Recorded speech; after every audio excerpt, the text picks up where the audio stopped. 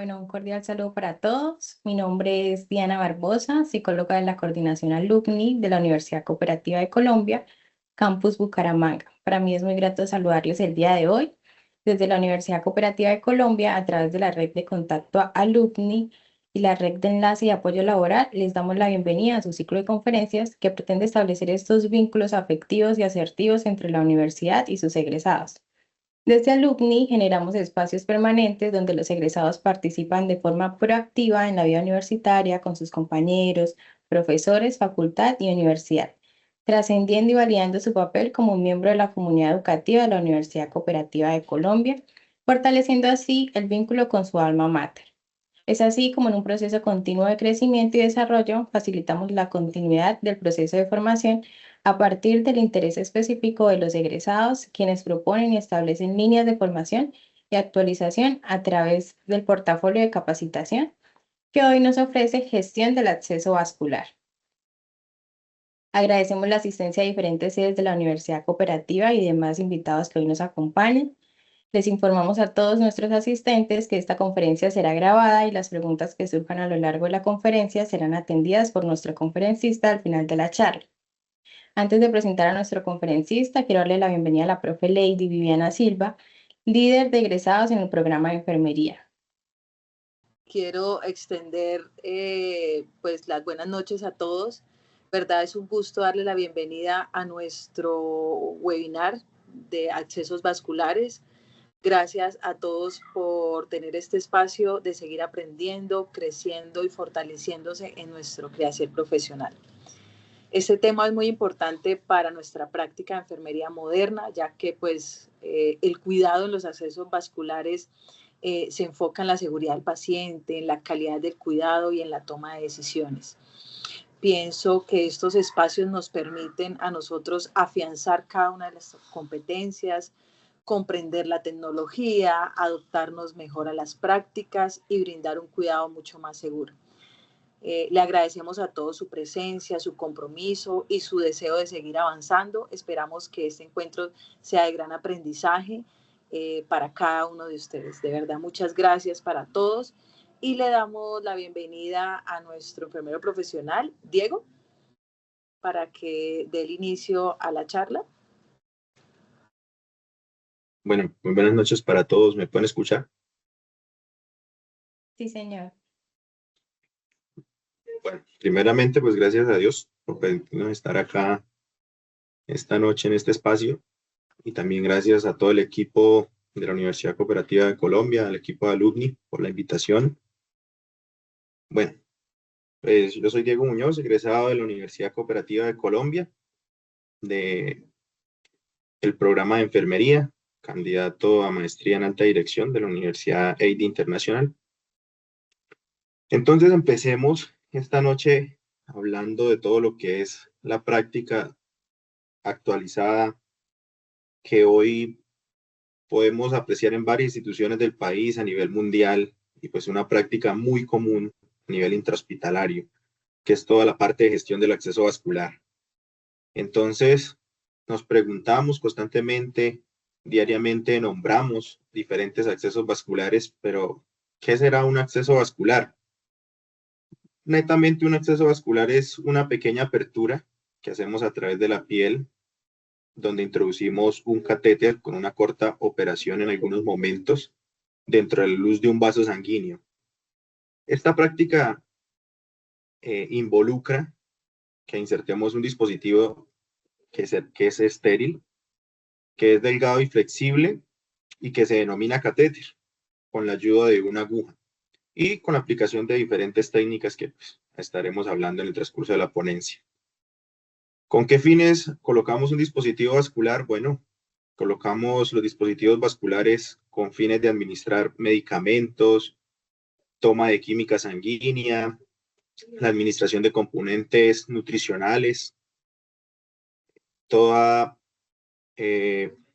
y lo hacemos por un periodo, puede ser de horas, puede ser de días, puede ser de meses, inclusive puede ser de años.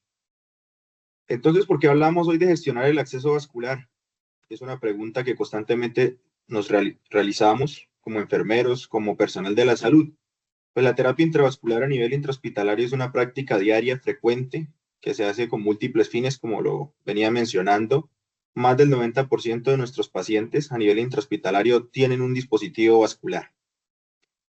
La seguridad en el uso de los accesos vasculares y toda la parte de la administración segura de fármacos constituye hoy un reto para los profesionales de la salud y las instituciones que prestan servicios, pues constantemente esta práctica se está actualizando, hay nuevos estándares de práctica clínica, hay nuevas tecnologías que podemos ver en nuestro medio que requieren de ciertos entrenamientos para poder usarlas y también requiere de toda una estandarización de la práctica clínica a nivel intrahospitalario para que todos hablemos un lenguaje estandarizado dentro del cuidado de enfermería. La complejidad de la terapia intravascular se relaciona con varias complicaciones y eventos de no calidad dentro de un servicio hospitalario, aumento de estancias hospitalarias, aumento del índice de giro cama, aumento de los días de internación, por ende aumentan riesgos asociados a las hospitalizaciones, infecciones asociadas al cuidado de la salud, caídas y entre otro tipo de complicaciones que podemos ver a lo largo de una estancia intrahospitalaria.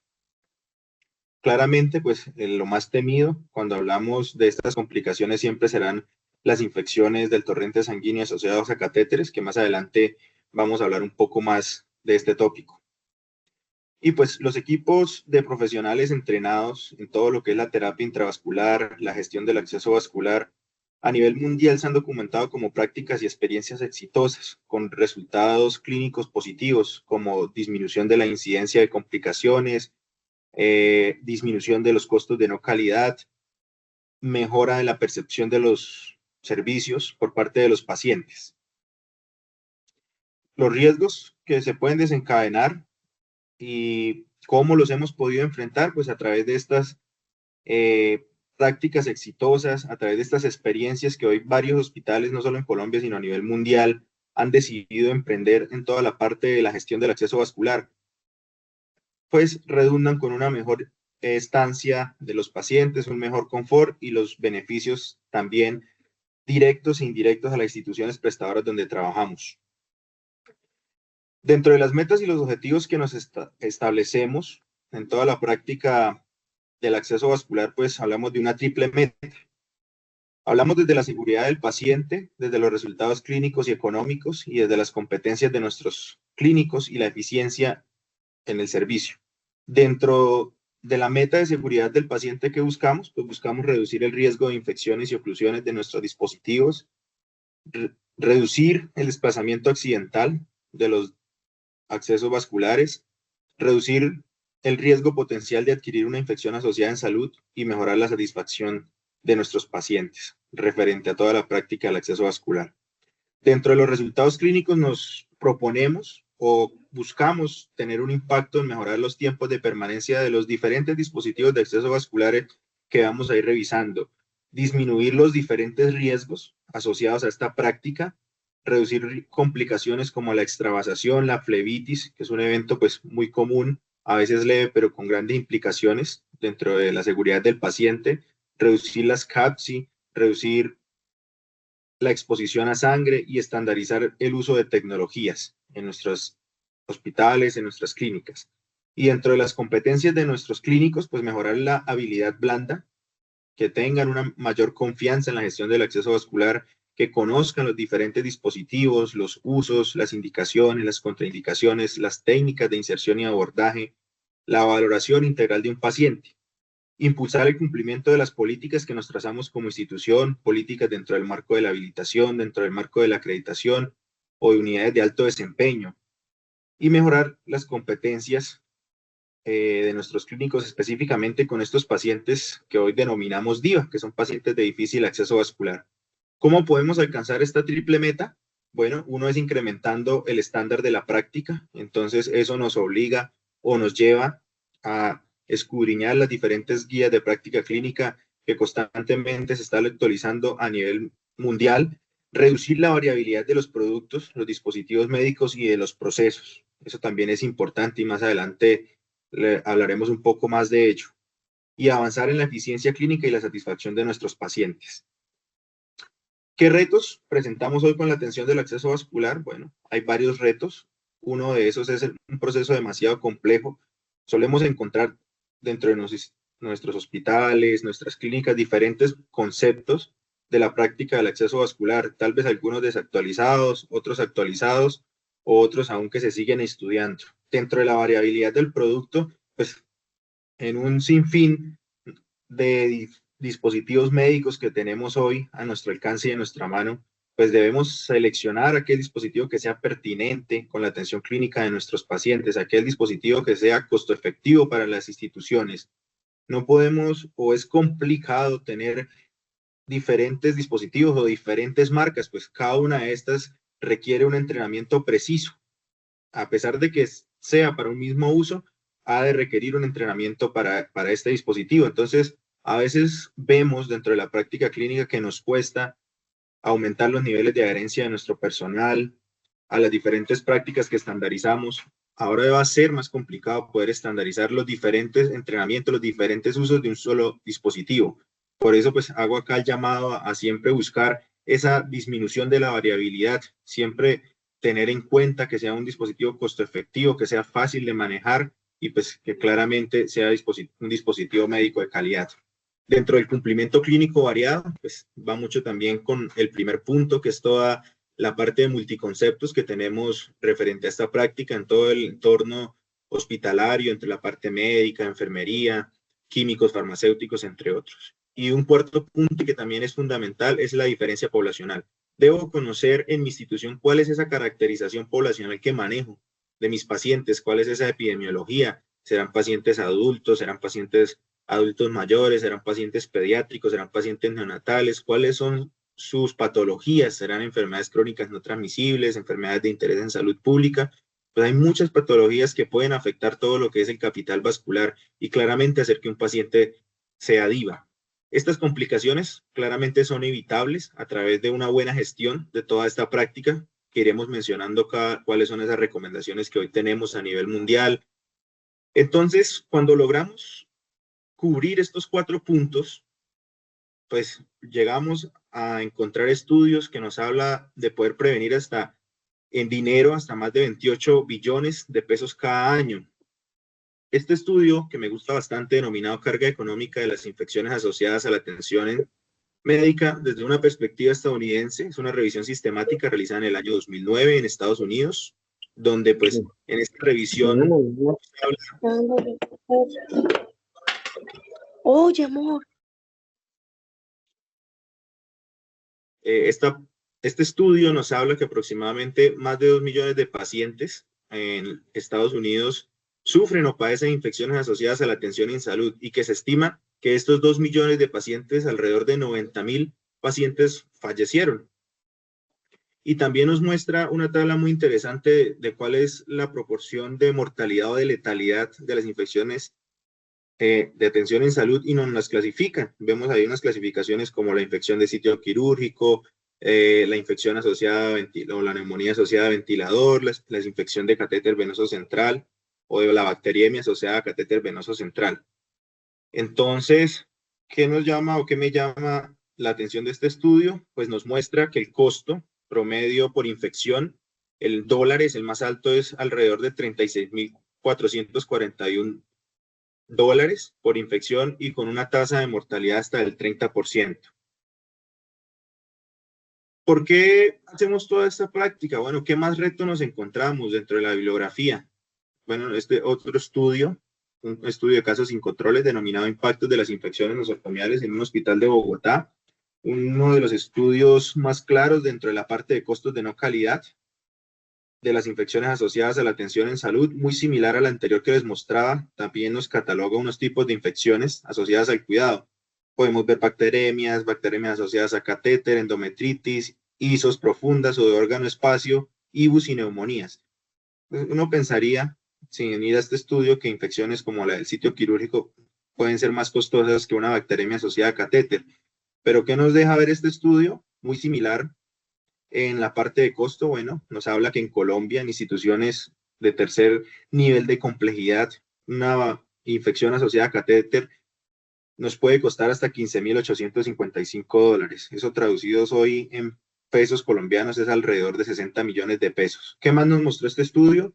Bueno, se aumenta o nos o podemos evidenciar cómo se aumenta la estancia hospitalaria de 21 a 45 días, tiene una incidencia o una letalidad asociada del 21%. Y también podemos ver en este estudio que nos referencia a países como Brasil, a países como Canadá, donde la letalidad de la bacteremia asociada a catéter puede aumentar hasta un 45% cuando hablamos de infecciones de gérmenes multidrogoresistentes.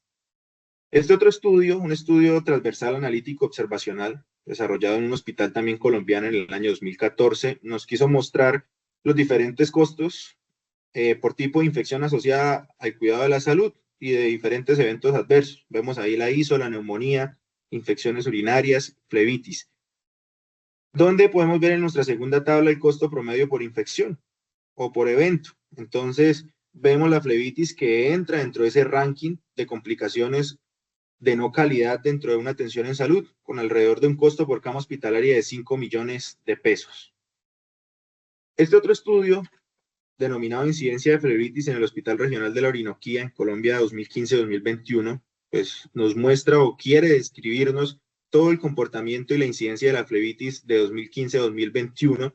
Es un estudio que recolectó alrededor de 840 reportes de este hospital, donde buscaron o analizaron los diferentes comportamientos de la flebitis, tanto la clasificación por tipo de flebitis, la clasificación por tipo de medicamento. Entonces vemos en esta tabla muchas asociaciones de la práctica que hacemos comúnmente, la administración de antibióticos, práctica muy común, la administración de analgésicos, de electrolitos antiarrítmicos y su comportamiento proporcional con la incidencia de la flebitis. ¿Qué más nos muestra este estudio? Bueno, este estudio nos deja ver que alrededor del 70% de complicaciones se dio en pacientes adultos, que más del 50% eran hombres y más del 50% de estos eventos o la aparición de la flebitis la encontramos en zonas anatómicas como el brazo y el antebrazo.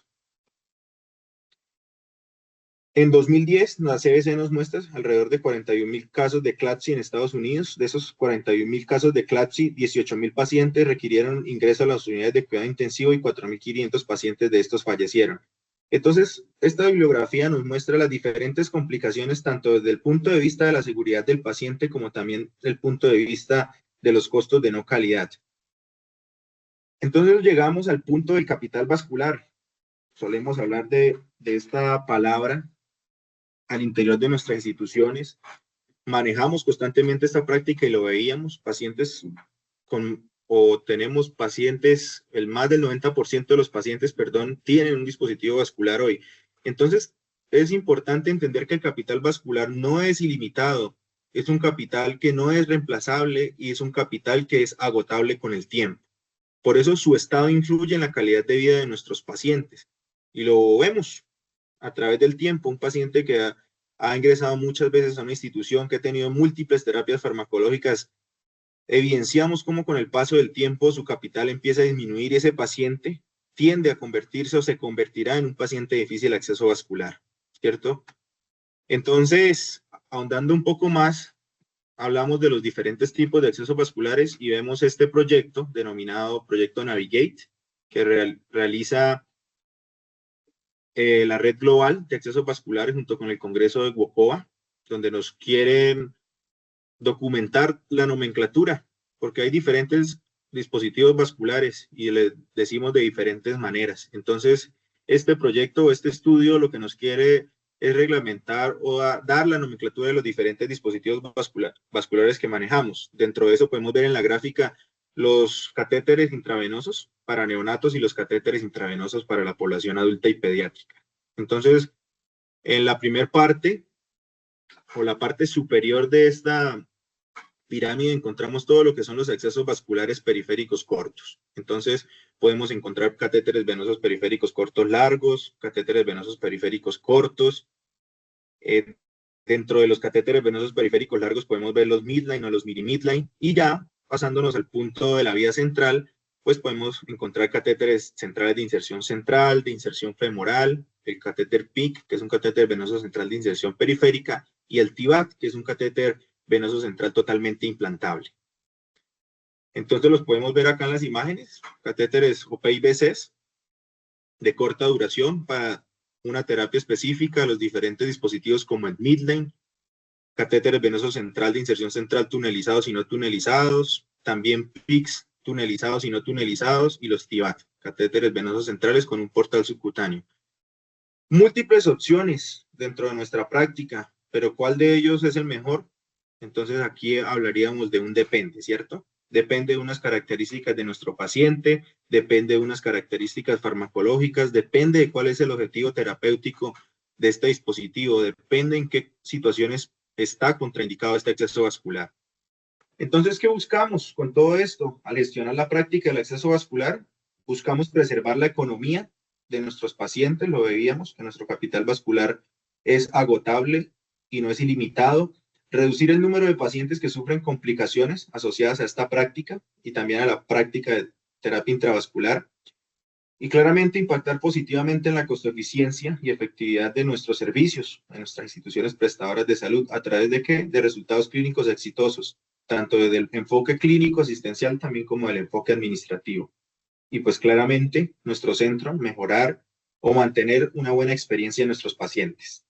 Entonces, aquí tenemos una ruta dentro de la práctica del acceso vascular, unos pasos fundamentales. El primer paso viene siendo todo lo que es la selección del acceso vascular, y para eso hay unos criterios y más adelante los vamos a revisar a modo grosso. Una vez hemos seleccionado el acceso vascular, viene toda la parte de preparación de piel, que es fundamental. Si no hacemos una correcta preparación de piel, seguramente nuestro paciente va a terminar con una infección de torrente sanguíneo asociada a la inserción de nuestro dispositivo. Viene toda la parte de colocación del implante, entonces aquí debemos preguntarnos, bueno, ¿cómo está la adherencia de mis clínicos a los diferentes protocolos, tanto el protocolo de inserción como mantenimiento de un dispositivo? ¿Cuáles son las tecnologías con las que cuento para el abordaje de un paciente? ¿Será que sigo colocando dispositivos con técnicas ciegas? ¿Será que sigo implantando dispositivos con visores de vena? ¿O puedo tener la posibilidad de tener una guía ecográfica para el implante, que es la recomendación hoy a nivel mundial? Una práctica muy segura. Una vez hemos implantado nuestro catéter, viene la parte de mantenimiento, que suelo mencionarlo en este tipo de espacios. Sí, lo insertamos, duramos un par de minutos, incluso hasta horas, pero la piedra angular viene siendo todo el mantenimiento, porque si yo coloco un dispositivo, un PIC, que lo veíamos anteriormente, o coloco un central de inserción central, con el fin de que me dure este acceso un par de semanas, un par de meses, y no realizo el correcto mantenimiento, pues este dispositivo terminará retirándolo en un par de horas o en un par de días, que no es el objetivo final. Entonces viene toda la fijación, que más adelante hablaremos un poco de eso, viene toda la parte de conexiones segura y pues el mantenimiento en general. Entonces hablamos dentro de la parte de la selección del acceso vascular. Entonces es fundamental preguntarnos cuánto tiempo va a durar la terapia. ¿Será que va a durar menos de 10 días? ¿Será que va a durar más de 10 días? ¿Será que va a durar semanas o meses? Es un factor muy importante a la hora de estar valorando un paciente. ¿Cuánto tiempo durará mi terapia farmacológica? Un segundo aspecto también muy importante es qué tipo de fármacos voy a usar. ¿Será que son fármacos que están indicados o permitido pasar por una vía venosa periférica, o realmente debo pasarlos por una vía venosa central? ¿Cuáles son sus pHs? ¿Cuáles son su osmolaridad? ¿Cuáles son las técnicas de inserción? Va muy de la mano con cuál es la experiencia dentro de la práctica de implante de un dispositivo. Entonces, abraza todo lo que es la parte del tejido humano. ¿Será que tengo un programa de accesos vasculares? ¿Tengo un equipo entrenado en las diferentes técnicas de inserción de los amplios dispositivos que hemos revisado hoy? ¿Cuál es la zona de inserción? Entonces, ¿será que mi paciente tiene un adecuado diámetro venoso para colocar un PIC? ¿Será que mi paciente tiene algunos factores de riesgo para que en esa zona de inserción se predisponga una infección del torrente sanguíneo asociado a catéteres? Evitemos las zonas de flexión en las zonas articulares, de unión de articulaciones, porque pueden generar una flebitis mecánica. Viene toda la parte de infecciones versus complicaciones mecánicas, entonces va muy de la mano con el cuarto punto. En ciertas zonas vamos a tener un riesgo mayor de infección, de complicación mecánica, de implantar un dispositivo, en zonas subclavias, en zonas yugulares. Las características del paciente también es fundamental. A veces nos enfocamos mucho en cuánto dura la terapia, cuál es el tipo de fármaco que tengo, cuáles son los dispositivos que tengo en mi institución para abordar un paciente, pero se nos olvidan en algunos momentos cuáles son las características de nuestro paciente. También dialogar con él, cuál dispositivo también es de su preferencia. Entonces, encontramos patologías que van a afectar más al capital vascular que otras. Las múltiples intervenciones que ha tenido este paciente a lo largo de su vida, que el paciente también nos refiera si en sus hospitalizaciones previas ha sido un paciente DIVA. Es muy importante esta opinión del paciente y hacer una anamnesis correcta de él. ¿Cuento con punción ecoguiada, como lo hablábamos hace un instante, o realmente tengo que seguir colocando dispositivos con técnicas ciegas que aumentan el riesgo de múltiples complicaciones? El número de lúmenes también es fundamental. Solemos colocar un dispositivo vascular central de inserción central o un tipo catéter PIC y buscamos siempre colocarle 3 lúmenes, 2 lúmenes, pero esto es fundamental. También tener en cuenta, por cada lumen que yo le agrego a mi paciente, estoy aumentando un 33% el riesgo de una infección. Entonces, si no cuento con catéteres monolúmenes en mi institución, pues debo hacer toda la práctica y el trabajo de campo, hablar con la parte administrativa, con la búsqueda de tener nuevos dispositivos médicos que me permitan asegurar mantener una buena práctica y claramente evitar riesgos en mi paciente. Y el calibre y la longitud. ¿Cuánto es el diámetro del vaso? ¿Será que haciendo una técnica ciegas, a ojímetro, de pronto con un visor de vasos, puedo realmente conocer cuál es el diámetro de mi vena? Yo creo que no, ¿cierto? En cambio, con la punción ecoguiada, esto es una de sus bondades, poder conocer los diámetros venosos para saber qué tipo de French vamos a elegir en un paciente para colocarle un dispositivo. Entonces, encontramos muchas ayudas para determinar que es un paciente DIVA. Entonces, encontramos estas dos escalas, el score DIVA en adulto y el score DIVA pediátrico, unas escalas muy sencillas que es importante que dentro de la práctica de enfermería se estandaricen para determinar el riesgo. Hoy debemos gestionar el riesgo, debemos de evitar ser reactivos y ir a un enfoque preventivo, donde podemos gestionar el riesgo. Entonces, en este caso, estas dos escalas nos van a predecir cuál es ese riesgo que tiene es el paciente. ¿Será que es un paciente DIVA bajo? ¿Será que es un paciente DIVA medio? ¿Será que definitivamente es un paciente DIVA alto? ¿Y esta escala qué nos permite? Pues tomar unas decisiones muy acertadas con nuestros pacientes. Realmente cuando tenemos un score adulto o pediátrico alto, ¿cuál serían las recomendaciones? Pues si tengo un equipo de accesos vasculares dentro de mi institución, interconsultarlo para que ellos valoren el paciente, definan el acceso vascular que se ajuste a sus necesidades. Si no tengo esa posibilidad, pues revisar con radiología intervencionista, con el equipo de anestesia, con el equipo de medicina intensiva o internistas para la opción de un dispositivo vascular que se adapte a esas necesidades del paciente. Entonces, llegamos a un punto interesante que viene siendo toda la parte de compatibilidad entre tratamiento y calibre venoso. Entonces, vemos 4 vasos en la imagen, un vaso periférico, un vaso axilar, un vaso subclavio y un vaso el vaso de la vena cava. Y vemos una segunda imagen, una tabla, donde nos muestra estos mismos vasos y los diferentes diámetros que pueden tener, junto con el flujo de sangre por minuto. Entonces, fíjense ustedes en la parte de venas de las manos y muñecas, que es la parte anatómica más común que solemos colocar los dispositivos catéter venoso periférico corto. Son vasos que su diámetro es de 2.5 milímetros, un diámetro muy pequeño, un vaso por el cual el flujo de sangre en minuto es alrededor de 10 centímetros cúbicos por minuto. Entonces estos vasos, primero pues su diámetro es muy pequeño para el tamaño del French o el gauge de nuestro dispositivo, lo cual ocasiona una complicación de origen mecánico y también el recorrido de la sangre en un minuto pues no nos va a favorecer hacer una correcta hemodilución. Entonces antes, incluso hoy, solemos aún ver catéteres ubicados en falanges y pues tenemos la percepción de que tener un catéter en una falange nos hace un experto clínico en la inserción de un dispositivo vascular y resulta que no. Eso ha cambiado mucho con el tiempo. Entonces, ¿qué más nos muestra esta imagen de los vasos? Nos muestra los pHs y las osmolaridades que resisten. Entonces, cuando hablamos de un vaso periférico, nos remitimos a hablar de que se puede aceptar el 100% de la terapia estándar y el 10% de una antibiótico terapia.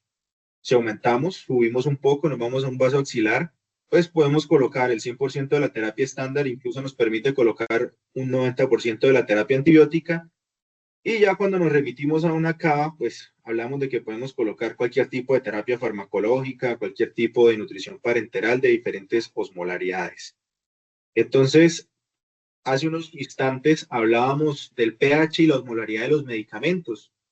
Entonces, hoy es mandatorio que entre nuestros protocolos, nuestras prácticas, nuestras guías, incluyamos este tipo de tablas que nos permiten o le permiten al clínico tener una decisión más acertada. ¿Por qué? Porque va a conocer o a tener a la mano los diferentes pHs y las osmolaridades. ¿Qué nos dicen las guías de práctica clínica? ¿Qué nos dice la INS? Que nos lo viene recargando desde 2012, 2024, que es su última edición.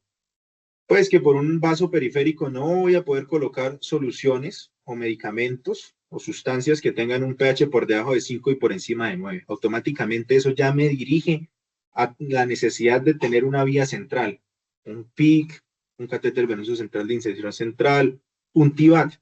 Porque si colocamos este tipo de sustancias con un pH por debajo de 5 o por encima de 9, pues nuestro paciente al final terminará haciendo una complicación, una extravasación, una flebitis complicada, entre las múltiples complicaciones que podemos ver.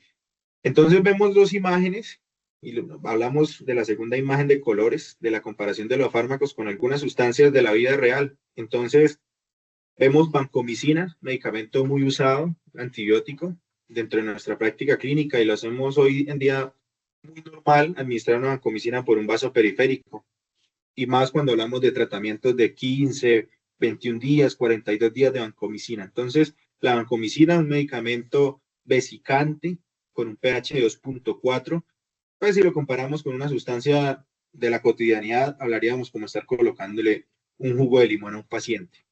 Entonces, pues les dejo esta pregunta para que cada uno haga su introspección. ¿Continuaríamos administrando vancomicina hoy por una vía periférica, tratamientos de 10, 15 o más días, conociendo hoy en día que es un medicamento vesicante que puede generar múltiples complicaciones? Y vemos más medicamentos que podemos encontrar ahí de la práctica muy común, furosemidas, aciclovir, fenitoínas, entre otros. Entonces, el llamado es a que hoy, dentro de esta práctica y dentro de esta capacitación, pues salgamos a hablar con nuestros coordinadores, con la parte administrativa, estandaricemos toda la gestión del acceso vascular dentro de nuestras instituciones. Es importante definir algoritmos de elección de dispositivo vascular. Esto nos va a poder tomar decisiones mucho más rápidas. Entonces, este algoritmo pues, nos muestra unas soluciones que pueden ser compatibles con la vía periférica y unas soluciones que pueden ser compatibles con las vías centrales. Nos habla de si estamos en situaciones de emergencia y también nos muestra unos rangos de días. Entonces no me voy a detener tanto en la explicación del algoritmo, pues básicamente lo hemos venido hablando, algunas indicaciones como pH y osmolaridades, cuáles son las venas que puedo elegir para colocar en ese paciente, vimos los diferentes tipos de dispositivo vascular. Las complicaciones, las mencionábamos al inicio de esta ponencia, vimos complicaciones sobre todo de origen infeccioso, complicaciones muy temidas y de alto costo para nuestras instituciones, para nuestro paciente. Entonces vemos las extravasaciones, incluso podemos llegar a documentar casos de pérdida de extremidades por la administración de medicamentos por vías periféricas de forma inadecuada, flebitis, las diferentes que conocemos, que es la química, sobre todo en este punto, las mecánicas, las bacterianas, y hoy hablamos de flebitis posinfusión. Otra complicación viene siendo todo lo que es la oclusión del catéter, sobre todo cuando no hago un adecuado mantenimiento, y hablamos también de la trombosis venosa profunda, sobre todo cuando ocupamos más del 40% de la luz de un vaso. Cuando ocupamos más del 40% de la luz de un vaso, ya estamos duplicando el riesgo de presentar una trombosis venosa profunda. Y más si hablamos de un paciente con comorbilidades como las comorbilidades oncológicas. Entonces, usar la ecografía hoy para el implante de un dispositivo vascular me permite reducir el riesgo de padecer trombosis venosa profunda. ¿Por qué? Porque puedo conocer el diámetro y hacer el cálculo French versus diámetro para identificar, ¿será que mi paciente se adapta mejor a un 3 French, a un 4 French, a un 5 French? Y las complicación más temida, como lo hemos visto, pues la complicación infecciosa, tanto por el riesgo o el aumento de la letalidad, también como la parte de costo de no calidad. Vemos esta escala también importante, que la podemos aplicar dentro de nuestras instituciones, que es en la escala de grado de flebitis. Vemos desde grado 0 hasta grado 4, entonces son escalas que nos predicen y nos ayudan a tomar decisiones en nuestra práctica diaria del cuidado. Causas de las infecciones de los catéteres vasculares, bueno, vemos varias, mencionemos algunas de ellas. La falta de la higiene de manos, tenemos mucha microbiota, muchos gérmenes dentro de nuestra mano. Lo vimos en pandemia, que a través de que aumentamos la adherencia en toda la higiene y lavado de manos, cómo se redujeron las infecciones, pero lastimosamente se nos ha ido olvidando. Cuando terminó la pandemia, 2, 3 años, y hoy esas adherencias pues han venido disminuyendo. La desinfección inadecuada de la piel, no preparar con las soluciones recomendadas, con los dispositivos recomendados, es un factor de riesgo para introducir un catéter, una infección. Los cambios de apósito poco frecuentes, las curas poco frecuentes en nuestros pacientes, pues al final se terminarán colonizando y contaminando, y pues claramente ingresará algún germen dentro de nuestro torrente sanguíneo. O viceversa, los cambios frecuentes de los dispositivos, pues claramente va a terminar generando una lesión del estrato córneo de la piel. Entonces vemos estas complicaciones, este evento adverso prevenible que son las MARSI. La práctica de manejar no estéril los diferentes dispositivos centrales, los apósitos no adecuados, apósitos como las cintas transparentes que no son estériles, o lo que ya conocemos como micropores, que ya no se recomiendan el uso del día en la práctica actual. La piel no íntegra en los puntos de inserción, entonces tener una traqueostomía puede ser un foco alto de riesgo para tener un catéter venoso central cerca, ¿cierto? Terminará seguramente infectándose. Curas traumáticas y fijaciones no inadecuadas. Esta imagen pues nos muestra los diferentes focos de infección del paciente, entonces, de los catéteres. Vemos la parte de la microbiota que podemos tener en nuestras manos, la microflora que tienen los pacientes en su piel, la colonización de los hoops, la contaminación de los fluidos, en este caso pues vendría siendo nuestro fármaco, la contaminación del punto de inserción o pues los bacterias que pueden traslocarse a la red sanguínea de nuestro paciente. Los posibles orígenes de las infecciones, la contaminación durante la inserción. Entonces, si no estandarizo una práctica, si no uso los elementos adecuados, si no garantizo una práctica estéril, si no preparo la piel adecuadamente, pues va a ser un foco de riesgo para contraer una infección. La contaminación de los hoops, entonces el estar conectando, desconectando, el no desinfectar los puertos, pues allí se colonizan los gérmenes. A través de la administración de un fármaco podemos ingresarlo a la luz vascular y pues terminamos generando una infección asociada a catéter. La contaminación debida a microorganismos endógenos en el torrente sanguíneo y las infusiones contaminadas, que va muy de la mano con la práctica de la terapia intravenosa. Bueno, llegamos al punto de los bundles o de los combos. Son paquetes de medidas.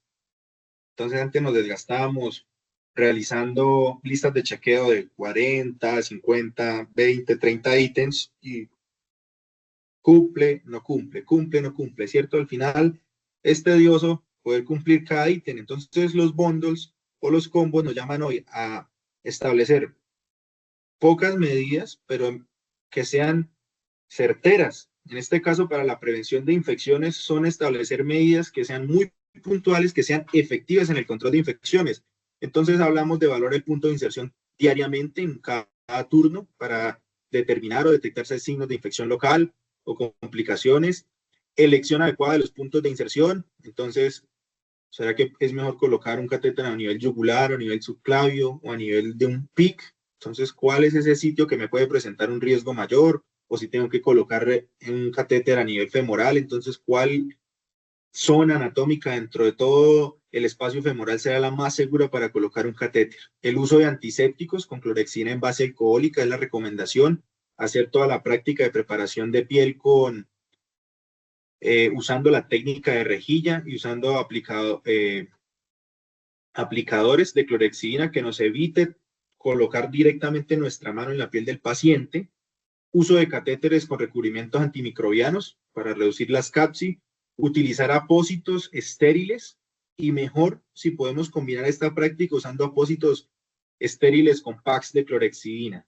Entonces, esto logra disminuir hasta las infecciones en un 60% y claramente evitar el uso de suturas. Hoy ya no se recomiendan, en 2024 ya no nos recomiendan el uso de sutura en los catéteres, nos recomienda usar estabilizadores libres de sutura y más adelante los vamos a revisar. Entonces, esta imagen podemos evidenciar cómo fijamos hoy los dispositivos en las diferentes instituciones. Hemos ido reemplazando o desplazando, mejor sería la palabra, las suturas. El uso de apósitos estériles y mejor cuando los combinamos, este apósito viene con su pack de clorhexidina. Inclusive podríamos llevarlo un poco más de días a diferencia del apósito estéril convencional. El uso de aplicadores de clorhexidina en base alcohólica que nos permite hacer la preparación de la piel usando la técnica de rejilla para toda la descontaminación. Dentro de la práctica de mantenimiento, entonces viene la parte de usar push stop o el lavado pulsátil. Recomendable usar jeringa de 10 ml y mejor cuando nuestra jeringa viene prellenada ya desde el laboratorio. Evita que la contaminemos, que nuestra infusión esté contaminada y pues desplacemos una infección dentro del torrente sanguíneo. Aparte de que pues va a prevenir las oclusiones del catéter, que al final pues si no hacemos un correcto mantenimiento, ese catéter se va a ocluir con vainas de fibrina y esa vaina de fibrina también es un punto de riesgo para presentar una infección asociada al de torrente sanguíneo asociada a catéter. Bueno, la migración a dispositivos cerrados, entonces ya no se recomienda el uso de las llaves de 3 vías. La llave de 3 vías no es un sistema cerrado, es un sistema abierto, es un sistema que también puede generar desconexiones incidentales, ocasionar infecciones retrógradas y pues diferentes interacciones farmacológicas peligrosas para nuestros pacientes. El uso de bombas de infusión para la administración de medicamentos también es una práctica muy recomendada, sobre todo cuando usamos antibióticos, cuando usamos vasoactivos y entre otros agentes farmacológicos. Bueno, estos sistemas cerrados virtualmente nos permiten eliminar la oportunidad de que ocurra una contaminación por el contacto. Estos componentes cerrados, o qué compone, perdón, un sistema cerrado de infusión, pues el contenedor que viene siendo la bolsa y los puertos de los medicamentos, las conexiones que vienen siendo los hooks o las llaves o las extensiones, las entradas que pues claramente va a ser nuestro paciente, la piel del paciente, el lugar donde insertamos nuestro dispositivo y todo lo que tiene que ver con la superficie del catéter. En general, estos sistemas cerrados de infusión nos reducen la incidencia de infecciones asociadas al torrente sanguíneo, a las CAPSI, a diferencia de los sistemas abiertos. Entonces, pasamos de tener esta imagen en las unidades de cuidado intensivo, múltiples llaves, múltiples confusiones para buscar cuál es ese medicamento, cuál es esa solución que estoy infundiendo, a un panorama totalmente diferente, un panorama seguro, un panorama donde podemos evitar complicaciones como los desalojos incidentales que pueden tener pues, desenlaces fatales para los pacientes.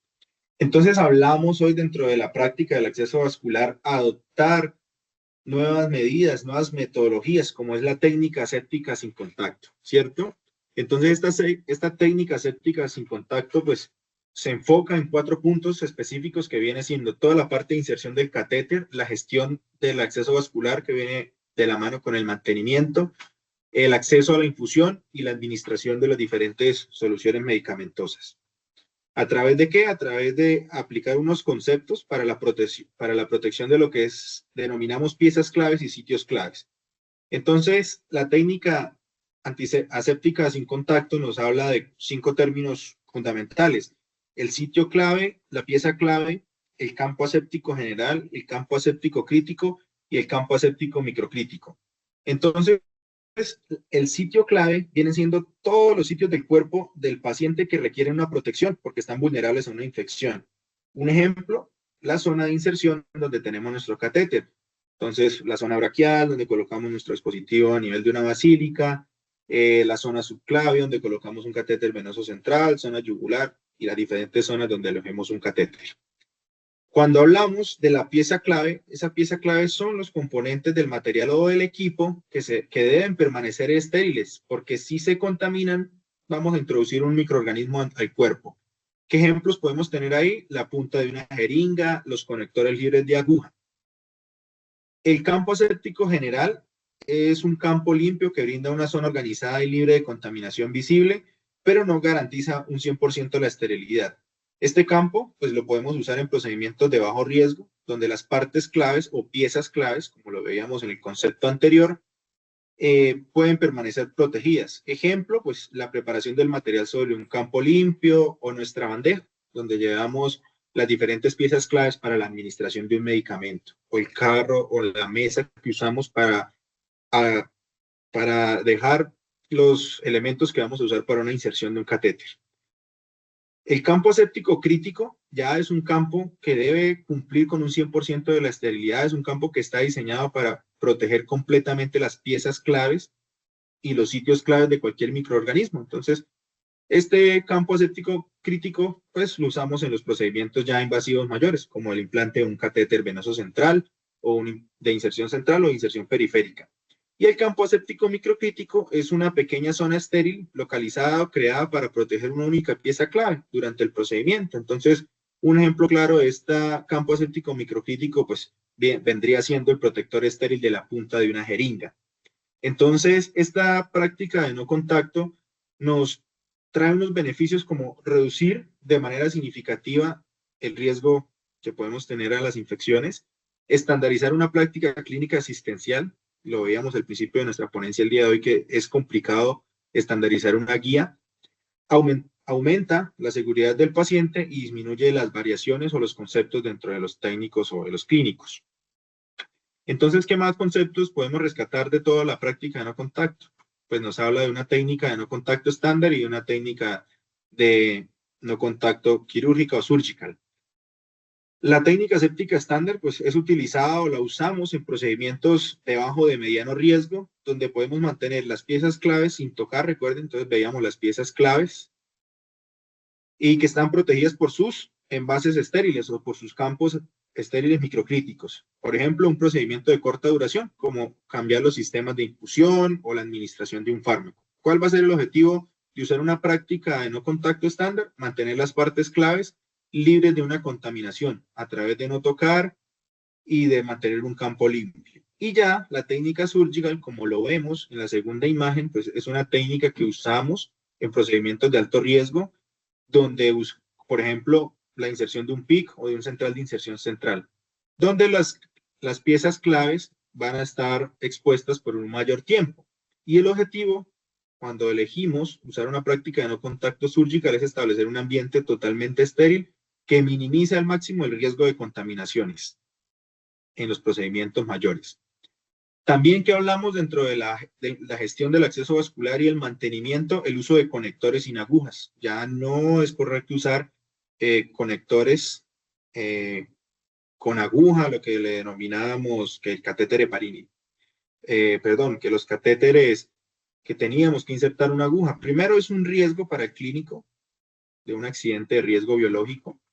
Y aparte, pues es complicado hacer un mantenimiento, hacer un lavado push-stop, y entre otros. Entonces, este tipo de dispositivos vienen en diferentes presentaciones. Hablamos de conectores de presión positiva, hablamos de conectores de presión neutra, hablamos de conectores de presión o desplazamiento negativo.